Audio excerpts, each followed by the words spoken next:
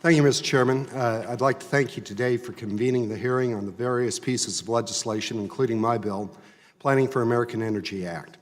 For 8 years, we saw the Obama administration ignore urgent calls for common-sense energy plans. Instead of implementing a plan that utilized both traditional and alternative sources, the previous administration was more interested in picking winners and losers. We cannot continue on the current path. My legislation would put a reasonable plan in place, bringing the United States closer to meeting our growing energy needs. The Planning for American Energy Act would require the Energy Information Administration to project U.S. energy needs over the next 30 years. It would require the Department of Interior and Agriculture to develop 4-year energy production plans that include wind, solar, hydropower, geothermal, oil, natural gas, coal, oil shale, and minerals. In other words, this legislation must put us on a path to an all-of-the-above energy future.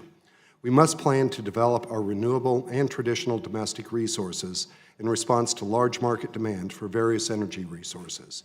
Because counties and local communities in districts like mine play such a dramatic role in domestic energy production, this legislation requires that the Secretary of Interior and the Secretary of Agriculture solicit input from the affected states, federally recognized tribes, local governments, and the public in developing each 4-year strategy.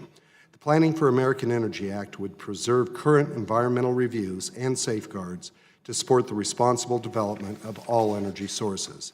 This legislation will set the U.S. on a more prosperous path for energy development, one that follows the most logical criteria, the needs of the American people.